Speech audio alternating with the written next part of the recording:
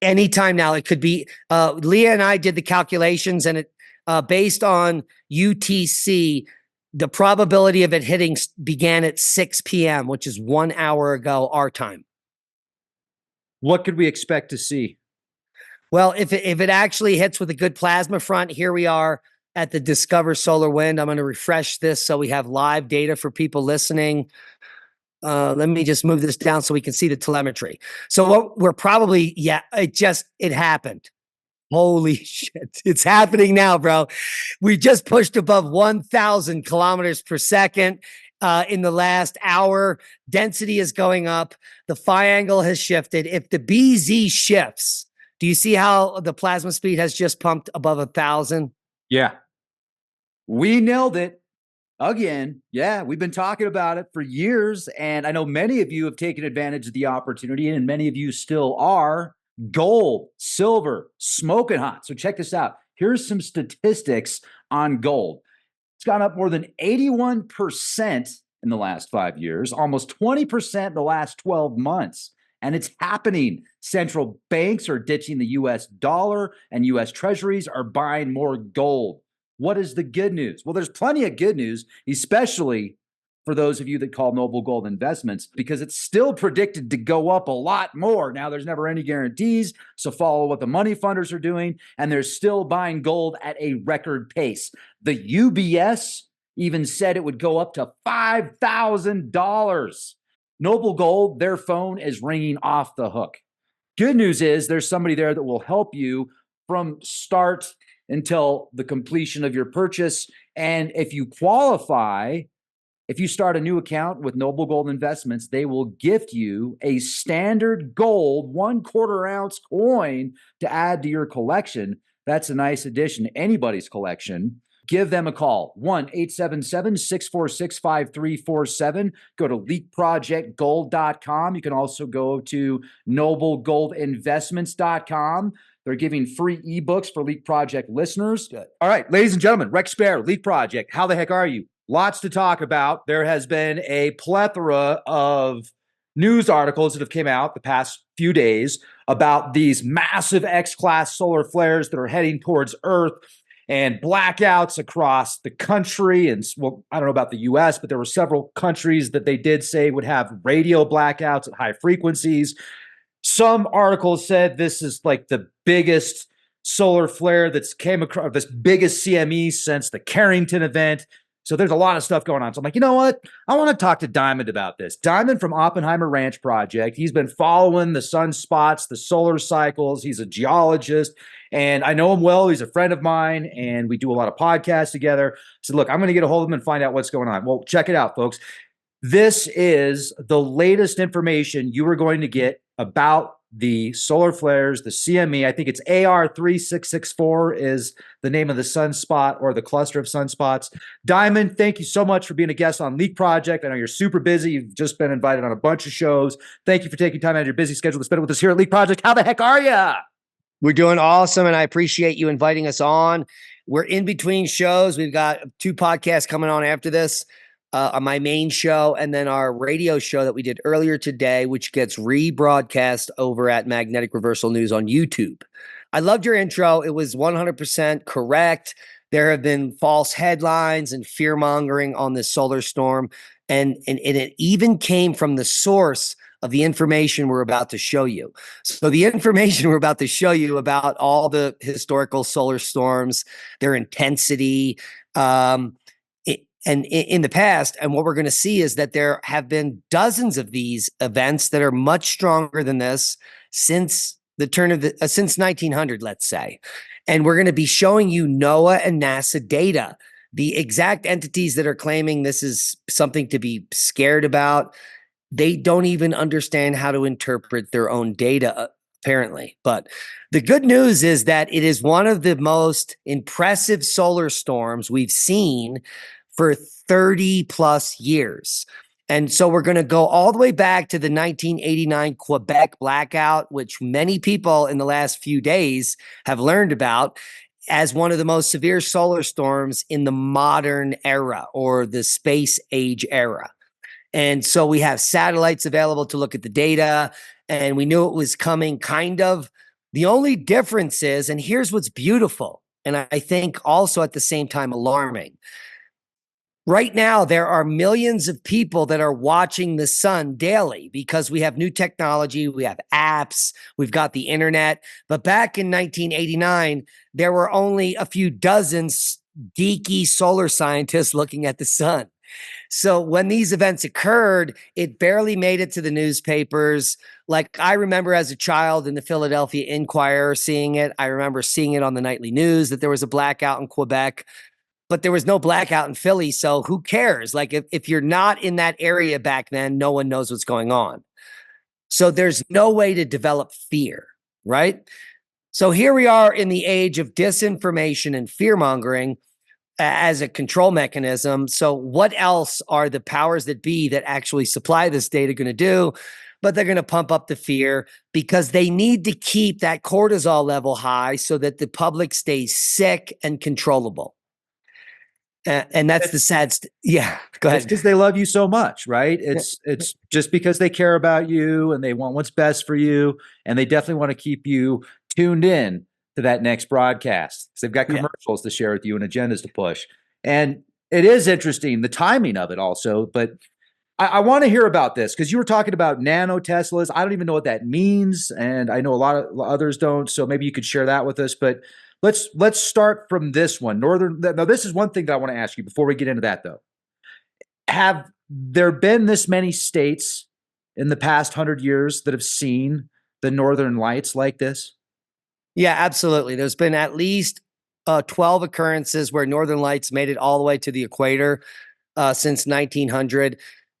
Most of them have been well documented, and anyone can find out this information quite easily. So, but it's not that often. So it happens every 10, 20, or let's say 30 years, an event like this. It's not regular, episodic, or periodic. It's not like every 10 years we get one. So it seems like they're on some type of millennial scale where in 100 or 1,000 year scale, these events that occur that bring aurora all the way towards the equator occur like every 10, 30, 50 years, and then it reduces. But the bad news is that they're reporting on this event, which was just a sequence of like low-level X flares, X1s, etc., as being dangerous. It's absolutely ludicrous because in the last 120 years, we've had geomagnetic storms with Earth-facing sunspots that created X34 flares and X48 flares directly facing Earth.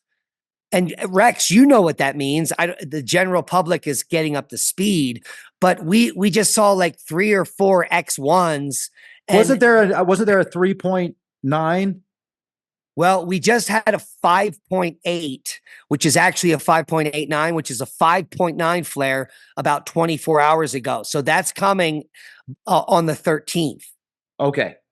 So it's from the same AR3446 that you alluded to. It's now turned around the limb. So the bulk of the plasma is headed off away from Earth, but it was halo. And because of the strength of this flare being hundreds of times larger than the X1s coming towards us, even a glancing blow could be as good as what we've just seen. And so the disconnect between the media and our science purveyors, which are NASA and NOAA, and the reality of what they're claiming doesn't make any sense. And Lee and I break this down in a full hour. We did a lot of good scientific analysis on the show coming up at 8 p.m. tonight, which I don't know when are you putting this show up? Tonight or? Immediately. As soon as we're done, it's okay. uploaded. So many people will catch on. They'll be able to go over to Magnetic Reversal News and see that full analysis. But we're doing the same kind of analysis here. It's only going to, let's just call this analysis light. So what we saw yesterday was aurora everywhere. Everyone in Europe got to see it. The UK was lit up. Almost all of North America, all the way down to South Texas, and even in Sinaloa, Mexico, which is near the equator, had amazing shots of this aurora. It only lasted for less than 24 hours. It only lasts during the evening period. And so if we were to compare it to the Carrington event, which brought aurora to Cuba for 3 days that was so bright you could read your newspaper at midnight. This event pales in comparison.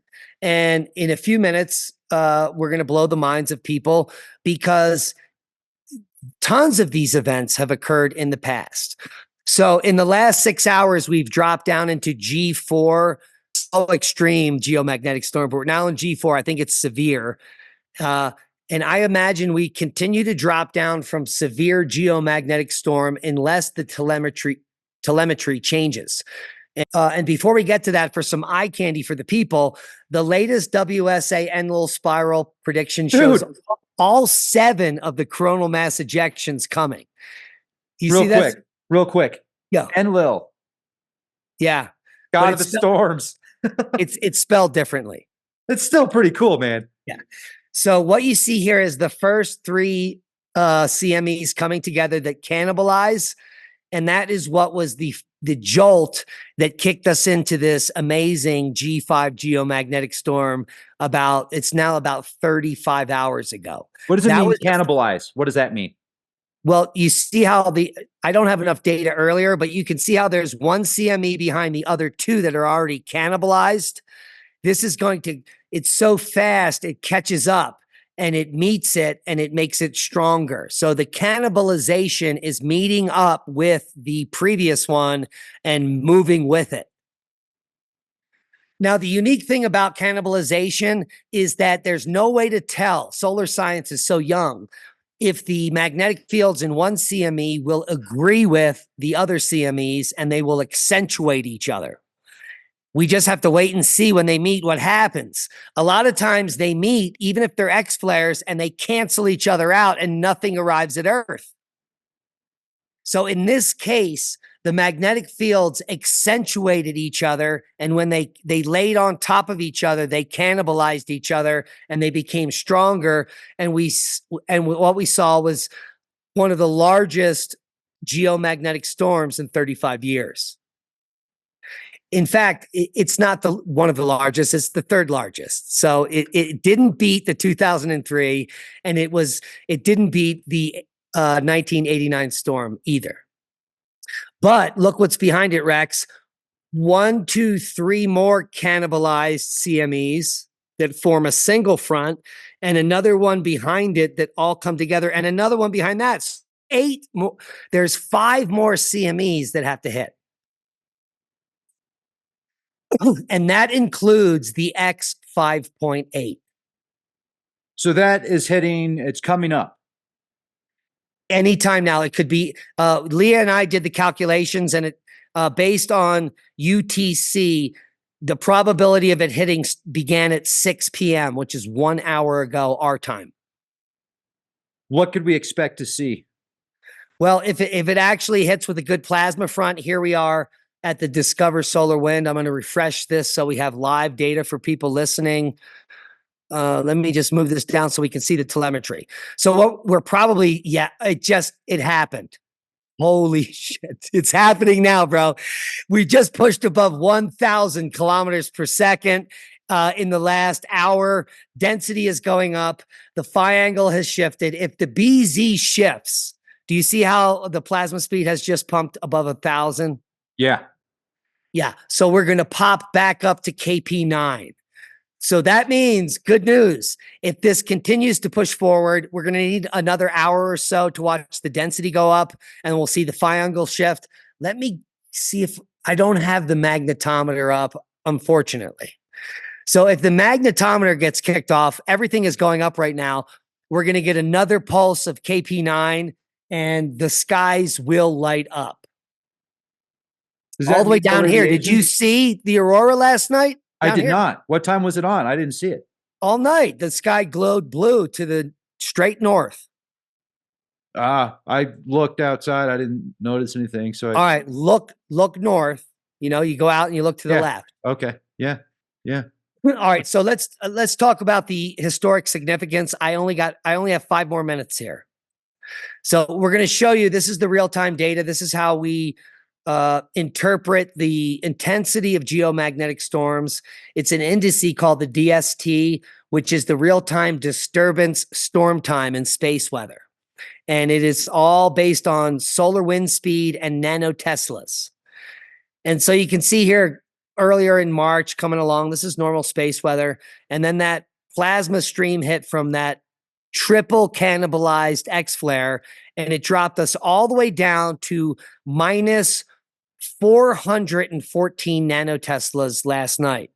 That brought us to that G5 geomagnetic storm, which right here is dropped off now to G4. But based on what we looked at on the Discover Solar Wind, we'll probably go back up to G5 tonight. All right. Wow. And why are we showing you this? Because NASA and NOAA claim this is going to be the strongest storms in 132 years or whatever. So let's look at the data. We'll just go back to 1980 or 1980. So that we include the 1989 Quebec blackout and the 2003 Halloween storm. Here is how far we dropped. All the black dots are hourly data points. And so sometime yesterday, we dropped to negative 412 nanoteslas on Earth based on the incoming energy from the sun, which was 10 nanoteslas less than the minus 422 during the Halloween storm of 2003.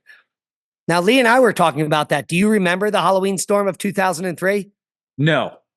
No, I remember the moon. I remember the moon was crazy. Like there was a aura around the moon that was one of the brightest and biggest I'd ever seen. And I think that was Halloween, if I remember correctly. Yeah, so no one remembers because we didn't have the internet. We didn't have any apps. No one was looking at the sun, and no one knew or cared about space weather. That's a great point. It's like if you didn't see it, it didn't happen, right? Or if you don't remember, it didn't happen. If it wasn't on the news, it didn't happen. That's the mindset of many people. If you don't, and I say this every night, if you don't go out and look up, you won't see it. What does a nanotesla even mean? It's a measure of the field strength of our magnetosphere. So it's determining the impact strength of the plasma density on Earth's magnetosphere as it gets squoze.